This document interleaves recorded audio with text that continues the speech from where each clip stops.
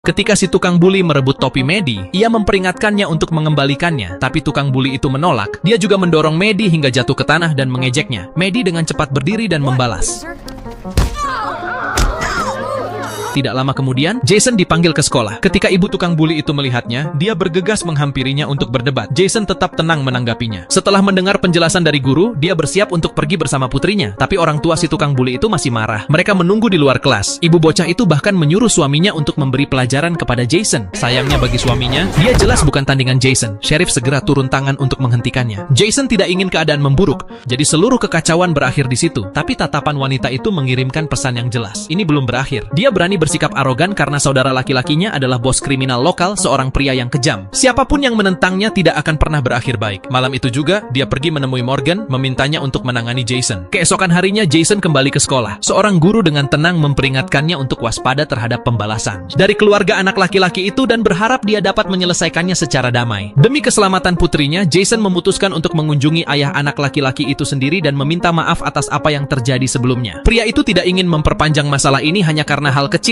jadi dia menerima permintaan maaf tersebut. Dalam perjalanan pulang, Jason berhenti di pom bensin dan bertemu dengan sekelompok pria mencurigakan. Mereka semua dikirim oleh Morgan. Mereka mengejek Jason dan bahkan mengancam akan mengambil putrinya. Itu sudah melewati batas membuat Jason sangat marah. Dan ketika dia marah, keadaan menjadi serius. Hasilnya sangat memuaskan. Jason meninggalkan mereka dengan sebuah peringatan bahwa jangan pernah menyentuh putrinya dan Jason langsung pergi. Kemudian, Morgan menerima telepon. Ketika dia mendengar apa yang terjadi, dia sangat marah dan memutuskan untuk menanganinya sendiri. Morgan diam-diam menyusup ke rumah Jason saat Jason sedang pergi. Dia mulai menggeledah tempat itu dan menemukan sebuah kotak berisi berkas Jason. Saat membukanya, dia benar-benar terkejut. Ketika si tukang buli merebut topi Maddie, ia memperingatkannya untuk mengembalikannya, tapi tukang buli itu menolak. Dia juga mendorong Maddie hingga jatuh ke tanah dan mengejeknya. Maddie dengan cepat berdiri dan membalas.